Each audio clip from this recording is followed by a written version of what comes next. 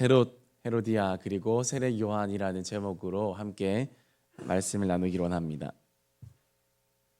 오늘 본문에는 오늘 제목 그대로 세 명의 인물이 나옵니다. 헤롯 그리고 헤로디아, 세례 요한 이렇게 세 명입니다. 그리고 우리는 이 본문을 읽을수록 생각하지 않을 수 없습니다. 헤로디아 그리고 세례 요한 중에 하나님의 누구를 더 기뻐하셨을까? 그리고 이 세 명 중에 나는 어느 사람에 가까울까? 우리는 그렇게 생각하지 않을 수가 없다라는 것입니다. 이 세 명의 사람을 살펴보고 하나님 앞에 나는 어떻게 살아야 하는지 같이 살펴보기를 원합니다. 첫 번째는 헤롯 같은 사람이 있습니다. 신약 성경에 헤롯이라는 인물이 자주 등장을 합니다. 그러나 다 똑같은 왕은 아닙니다. 헤롯의 가문에서 나온 왕들의 이름은 다 헤롯입니다. 그래서 여러 명의 헤롯이 있습니다. 첫 번째로 헤롯 대왕이 있습니다. 헤롯 대왕은 예수님이 태어날 당시에 유대의 왕으로 있었던 사람입니다. 메시아가 탄생하였다는 소식을 듣고 베들레헴 2살 이하의 유아들을 무참히 죽인 유명한 왕이 바로 이 헤롯 대왕입니다. 권력욕이 강한 잔악한 왕이었습니다.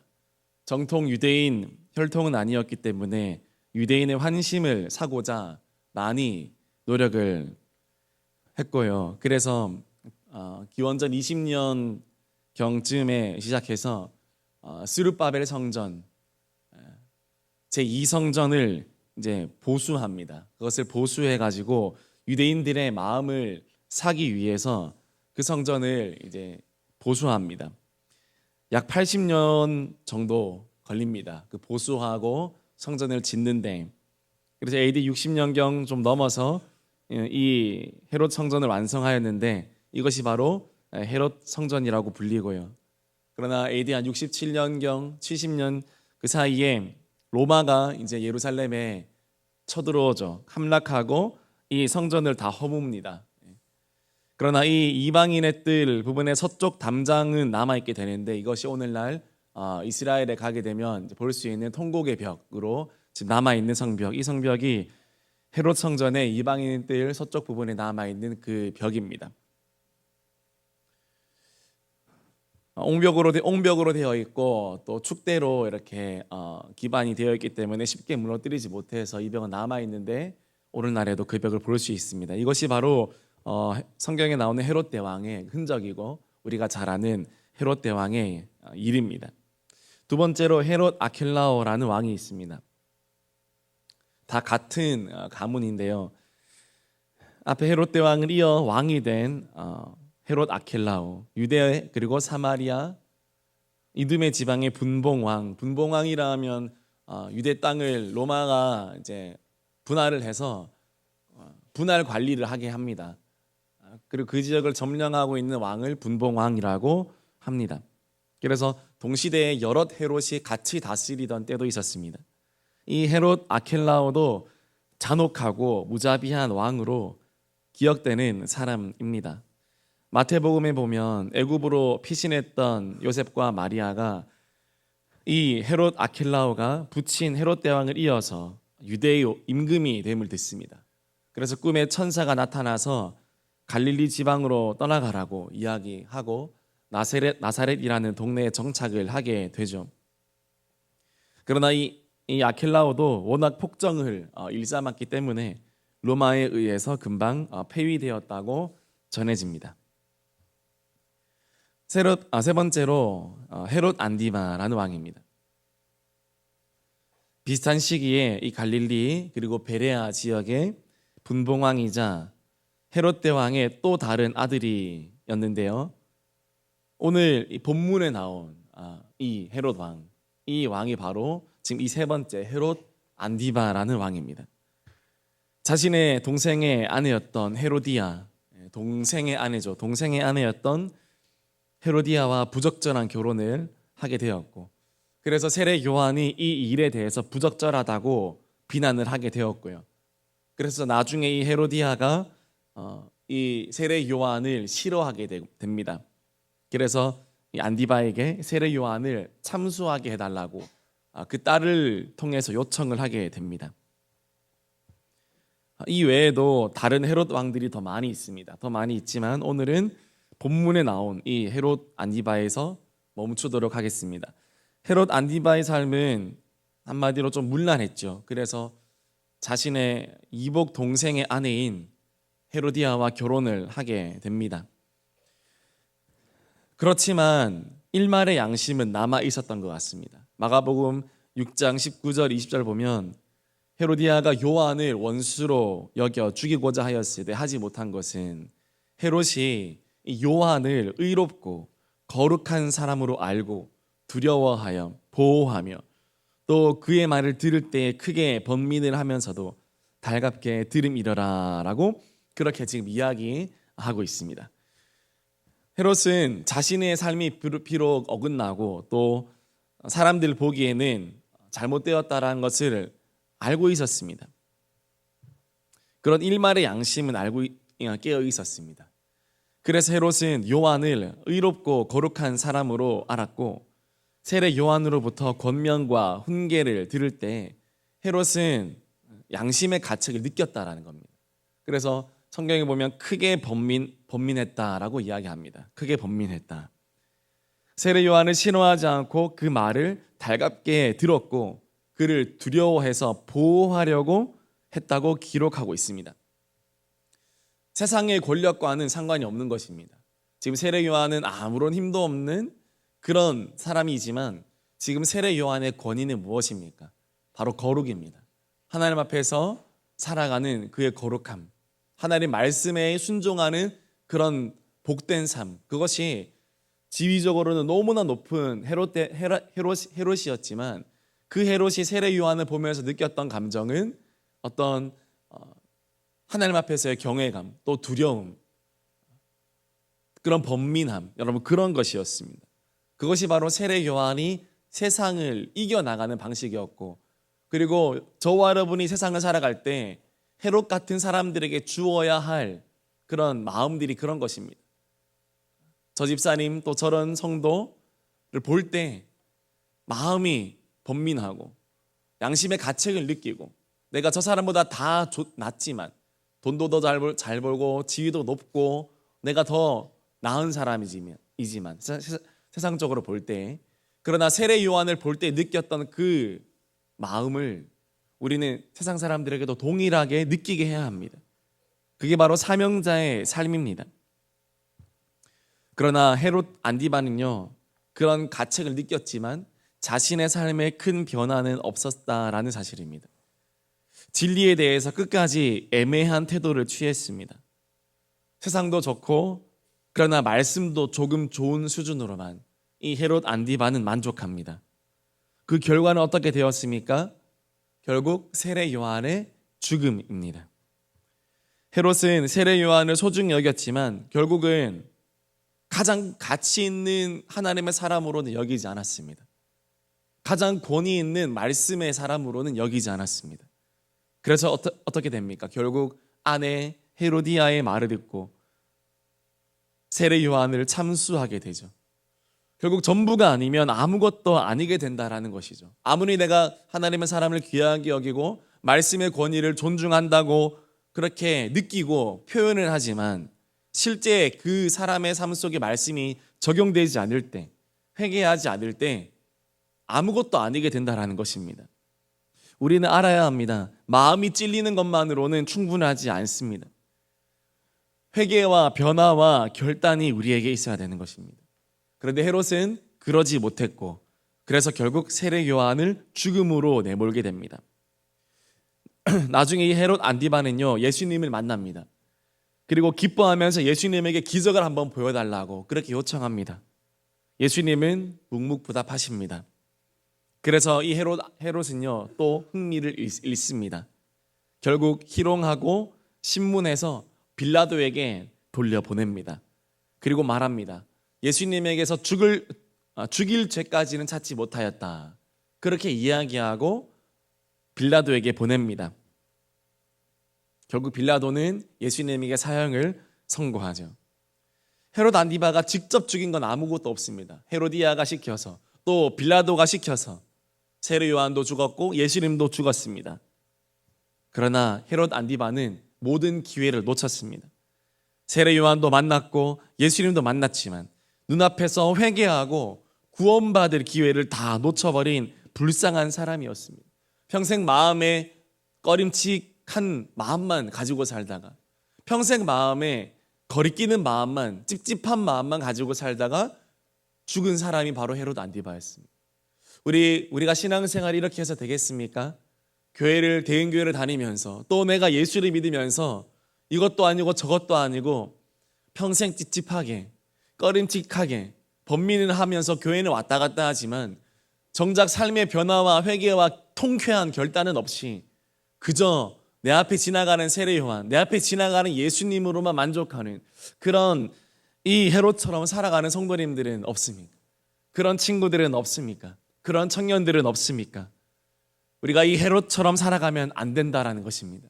혹시 헤롯처럼 내 삶이 이런 상황이라면 우리가 하나님 앞에 회개와 변화와 결단을 우리가 결정해서 주님 앞에 한 걸음 더 나아가고 하나님께 온전히 나아갈 수 있는 저와 여러분들이 되기를 주님의 이름으로 축복합니다. 두 번째로 헤로디아 같은 사람이 있습니다. 헤로디아는요, 악한 여인이었습니다. 자신의 남편의 형과 결혼을 했는데요, 아주버님이랑 결혼을 한 것입니다. 이 헤롯과 결혼하면 세상적으로 더 나은 삶을 살 수 있겠다고 판단을 한 것 같습니다. 당시 헤롯은 정치적으로나 경제적으로나 현재 자신의 남편보다는 훨씬 더 많은 지위와 힘을 가지고 있었기 때문에 그렇게 결정을 한 것 같습니다. 그런데 이 부분에 대해서 세례 요한이 책망을 하지요. 마가복음 6장 18절 말씀 보면 이는 요한이 헤롯에게 말하되 동생의 아내를 취한 것이 옳지 않다라고 헤롯에게 이야기합니다. 그건 악한 행동이다. 그러자 헤로디아가 어떻게 느꼈다고 합니까?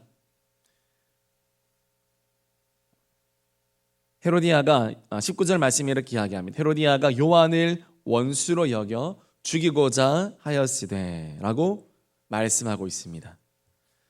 어떤 찔림이나 어떤 반성의 기미를 보이기는커녕 바른 말을 한 세례 요한이 사라졌으면 좋겠다, 그렇게 생각을 한 것입니다. 헤로디아는 진리를 향한 증오심을 가지고 있었습니다. 성도님들, 때때로 진리는요, 우리를 불편하게 만듭니다. 진리는 우리의 마음을 어렵게 만듭니다. 하나님의 말씀이 오늘 헤롯을 불편하게 했고 헤로디아는 더욱 불편하게 만들었습니다. 그래서 마음속에 증오가 올라올 정도로 그렇게 헤로디아를 만들어 버렸습니다. 그런데 그때 반응을 잘 해야 됩니다. 여러분, 하나님의 말씀이 나에게 부딪힐 때 우리에게 반응이 여러 가지입니다. 그것을 정말 달게 받든지, 아니면 헤롯처럼 고민하다가 끝나든지, 아니면 헤로디아처럼 분노하든지. 우리 사랑하는 성도님들의 반응은 무엇입니까? 여러분에게 말씀이 들려질 때, 하나님 말씀이 여러분에게 권면될 때 여러분은 어떻게 반응합니까? 헤로디아처럼 혹시 이렇게 분노로 반응하진 않습니까? 미움으로 반응하진 않습니까? 이런 헤로디아 같은 사람들도 참 많이 있습니다. 근데 이때 어떻게 반응해야 될까요? 주님의 말씀이 나에게 올 때 아마 헤로디아는 나를 공격한다 생각했을 겁니다. 그래서 세례 요한이 너무 싫었습니다. 그래서 사역자들이 미움을 많이 당하죠. 그리고 또 말씀의 권면자들이 많은 미움을 당하고 오해를 당하는 이유가 이런 헤로디아 같은 사람들 때문입니다. 말씀을 미워하는 것이 사람을 미워하는 것으로 막 가는 거예요. 그래서 헤로디아는 이 세례 요한을 싫어하게 돼요. 그런데 이때요, 회개하고 돌아서고 인정하면 여러분 생명의 길이 열리게 됩니다. 이때 내가 회개하고 돌아서면 기회의 문이 열리게 됩니다. 이때 회개하고 내가 돌아서면 축복이 시작된다라는 사실을 여러분 믿으시기를 바랍니다. 그런데 오히려 하나님 말씀에 대적하고 반기를 들고 불순종하면 그 결과는 비참하게 되어지는 겁니다. 헤로디아는 유일하게 자신을 살리는 그 하나님의 말씀에 분노했습니다. 결국 그녀는 그녀의 딸을 이용해서 요한을 죽이게 되지요. 우리 누가복음 6장 21절과 21절에서 24절 말씀까지 우리 같이 한번 읽겠습니다. 지금 줄인 자는 복이 있나니. 아니요. 누가복음 6장 21절에서 24절 맞나요? 네, 잘못한 것 같습니다. 제가 읽겠습니다. 마침 기회가 좋은 날이 왔으니 곧 헤롯이 자기 생일에 대신들과 천부장들과 갈릴리의 귀인들로 더불어 잔치할세 헤로디아의 딸이 친히 들어와 춤을 추어 헤롯과 그와 함께 앉은 자들을 기쁘게 한지라. 왕이 그 소녀에게 이르되 무엇이든지 내가 원하는 것을 내게 구하라 내가 주리라 하고, 또 맹세하기를 무엇이든지 내가 내게 구하면 내 나라의 절반까지도 주리라 하거늘, 그가 나가서 그 어머니에게 말하되 내가 무엇을 구하리이까? 그 어머니가 이르되 세례 요한의 머리를 구하라 하니라고 그렇게 성경에 기록하고 있습니다. 헤롯은 이 헤로디아의 딸의 요청에 심히 고민했습니다. 아니, 세례 요한의 머리를 가져오라고 한 그 부탁에 심히 고민합니다. 왜냐하면 세례 요한을 좋아했기 때문입니다. 그러나 말한 약속이 있고 또 신하들 앞에 한 약속이었기 때문에 그렇게 했습니다. 헤로디아는 자신의 딸을 죄의 도구로 만들어 버렸고요, 헤롯마저 더 심각한 죄로 끌어들이게 되었습니다. 우리는 어떻게 살아가야 되겠습니까? 이 헤로디아처럼 하나님 앞에 반역하는 삶을 살아서는 되겠습니까? 오늘날 이 헤로디아처럼 또 헤롯처럼 살아가는 자들이 있습니다. 이 죄된 세상에 굴복하며 사는 헤롯, 또는 오히려 죄를 주장하고 하나님의 말씀과 하나님의 사람들과 하나님의 교회를 비난하고 옥죄는 그런 헤로디아 같은 그런 사람들도 있습니다. 이 모든 이 두 부류의 사람은 우리가 본받아서는 안 되는 사람들입니다. 그러면 우리가 눈여겨보고 우리가 본받아야 되고 우리가 사모해야 될 사람은 어떤 인물일까요? 바로 오늘 이 마지막에 나오는 세례 요한과도 같은 사람입니다. 세례 요한 어떤 사람이었나요?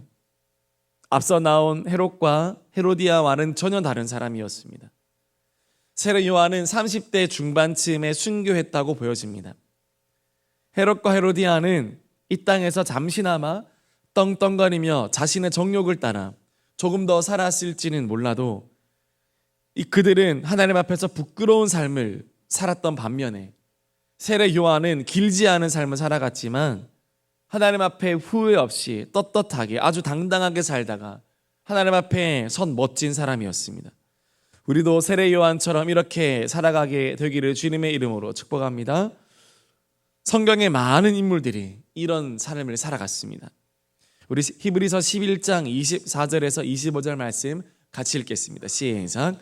믿음으로 모세는 장성하여 바로의 공주의 아들이라 칭함받기를 거절하고 도리어 하나님의 백성과 함께 고난받기를 잠시 죄악의 낙을 누리는 것보다 더 좋아하고. 지금 모세 이야기를 하고 있죠.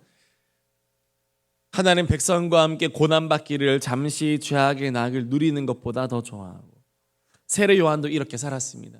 잠시 죄악의 낙을 누리는 것보다 저기 헤롯과 헤로디아가 세상의 지위와 권력을 가지고 좋은 옷을 입고 그렇게 살면서 잠깐 찰나에 죄악의 낙을 누리면서 그 편에 서기보다 오히려 주님 말씀을 위해서 고난받고 주님의 교회를 위해서 고난받고 하나님의 의를 위해서 고난받는 삶을 선택한 사람이 세례 요한이었고 모세였고 여러분 다윗이었고 수많은 믿음의 사람이지 않았습니까? 그런 사람이 어떻다 했습니까? 히브리서 11장 38절 말씀에 보면 이런 사람은 세상이 감당하지 못하느니라. 우리 같이 고백해 볼까요? 이런 사람은 세상이 감당하지 못하느니라. 그렇게 이야기했습니다. 세상이 감당하지 못하는 사람이 될 수 있기를 주님의 이름으로 축복합니다. 세례 요한과도 같은 사람, 히브리서 11장에 나오는 수많은 믿음의 사람들, 세상이 감당하지 못하는 사람이었다라고 그렇게 이야기하고 있습니다. 다른 번역본에 보면 이렇게 나와 있거든요. 공동 번역에 보면 이런 사람들에게는 이 세상이 살만한 곳이 되지 못했다. 이 세상이 살만한 곳이 못 된다. 새 번역 보니까요, 세상은 이런 사람들을 받아들일 만한 곳이 못 되었다. 세상이 이런 사람들을 받아들일 만한 곳이 못 되었다는 겁니다. 현대인의 성경 보면 세상은 그들에게 아무 가치가 없었다. 우리말 성경에도 동일합니다. 세상은 그들에게 가치가 없었다. 여러분, 이 고백이 우리의 고백이 되기를 주님의 이름으로 축복합니다. 이렇게 느끼는 사람들, 이렇게 살아가는 사람들이 나중에 가는 곳이 어디입니까? 바로 천국입니다. 여러분, 천국은 누가 갑니까? 이 세상이 살만한 곳이 못되다라는 사람들이 위해서 예비해 놓은 곳이 바로 천국입니다. 세상이 받아들일 수 없는 사람들만 가는 곳이 천국입니다. 여러분, 이 세상이 내가 살만합니까? 이 세상이 나에게 너무 가치가 있습니까? 그렇다면 여러분, 그런 자들에게 과연 천국이 필요할까요? 너무 세상이 좋고 너무 세상 가치가 너무나 좋고 세상이 받아들일 만한 사람인데 과연 그 사람을 천국에서도 받아줄까요? 하나님께서 그 사람을 천국으로 부르실 이유가 있을까요?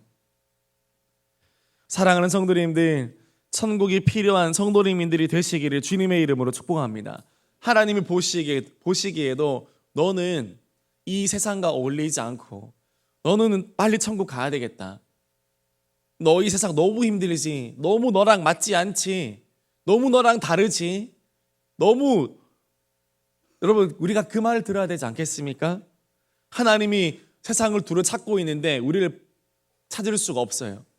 내가 너무 세상에 빠져 있어서, 내가 너무 세상과 잘 어울려서, 여러분, 하나님이 나를 천국에 데려가고 싶어도 나를 발견하지 못해가지고 하나님이 놓치게 된다면 어떻게 되겠습니까?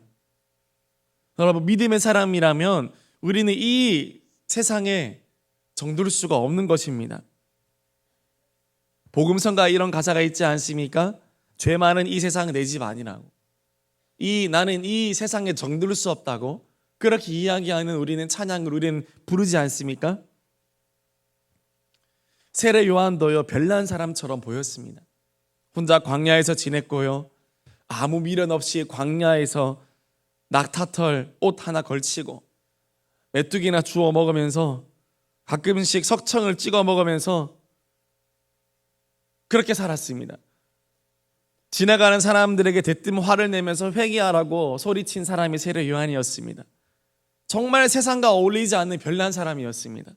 사람들은 그를 이상하게 봤습니다. 이 세상과 이 시대와 어울리지 않는 그런 사람처럼 보였다라는 것입니다. 세례 요한은 그렇게 보였고 그렇게 살아갔다라는 사실입니다. 사랑하는 성도님들, 교회와 사역자들이 이 세상 유행과 이 시대에 너무 맞춰 가려는 모습을 우리는 때로는 보게 되죠. 때로는 저도 그렇게 하려고 할 때가 있습니다. 여러분, 근데 그것이 나쁜 건 아니지만 그렇다고 그것이 좋은 것이라고 이야기하는 성경 구절 또한 찾기 어렵습니다. 여러분, 세례 요한을 보십시오. 뒤떨어져도 한참 뒤떨어진 사람이 바로 세례 요한이었습니다. 옷 입는 거, 먹는 거, 살아가는 거. 여러분, 시대에 뒤처지는 것이 미덕이다라는 말을 제가 하는 게 아닙니다. 세례 요한은 세상을 정확하게 알고 분별하되 이 죄된 세상을 따라가지 않았고 이 세상에 정들지 않았습니다. 우리 다음 세대가 그렇게 살아가야 될 줄 믿습니다. 저와 여러분이 그렇게 살아가야 될 줄 믿습니다. 세례 요한은 사명에 충실했습니다. 당신이 당신의 동생 아내와 결혼한 것은 옳지 않소. 여러분, 세례 요한은 말씀 앞에 타협이 없는 사람이었고요, 어떻게 보면 앞뒤가 꽉 막힌 사람이었고 너무 고지곳대로인 사람이었습니다. 그러나 하나님은 어떻게 보셨을까요? 사명에 충실한 사람이었다. 사람이 보기엔 어떠는지 몰라도 하나님이 보시기에 세례 요한은 답답하고 뒤처지고 촌스럽고 꽉 막히고 고지곳대로인 사람이 아니라 하나님 마음을 시원하게 해드리는, 여러분, 그런 사람이었습니다. 우리 잠언 25장 13절 말씀 우리 같이 읽겠습니다. 시작. 충성된 사자는 그를 보낸 이에게 마치 추수하는 날의 얼음 냉수 같아서 능히 그 주인의 마음을 시원하게 하느니라. 여러분, 하나님 앞에 나는 시원한 사람인가요? 여러분 삶을 볼 때, 여러분 말하는 걸 볼 때, 여러분 영혼 사랑하는 걸 볼 때, 또 말씀을 지키고 순종하는 걸 볼 때, 우리 친구들 하나님 볼 때 시원하다, 시원하다. 여러분 그런 사람인가요? 하나님께 냉수 같은 세례 요한은 그런 사람이었습니다. 주님의 마음을 시원하게 해드리는 그런 사람이 바로 세례 요한이었기 때문에 예수님께서도 여자들이 낳은 자 중에 이 요한보다 큰 자가 없다라고 이야기했습니다. 저와 여러분이 이 세례 요한처럼 주님의 마음을 시원하게 해드리는 그런 하나님의 사람이 될 수 있기를 주님의 이름으로 축복합니다. 세례 요한의 사명은 외치는 것이었죠. 이사야 40장 3절 말씀 보면 외치는 자의 소리여 라고. 요한복음 1장 23절 봐도 광야에 외치는 자의 소리다. 세례 요한은 처음에도 광야에서도 외쳤고 감옥에서도 외치고 헤롯 앞에서도 외치다가 간 것뿐입니다. 그는 하나님의 말씀에 순종하다가 갔을 뿐입니다. 자신의 사명을 분명하게 알고 분명하게 감당하다가 간 사람일 뿐입니다. 세상의 평가, 사람들의 평가는 뒤로 하고 하나님께는 100점 받은 사람이 여러분 세례 요한이었습니다. 저와 여러분이 이렇게 살게 되어지기를 주님의 이름으로 축복합니다.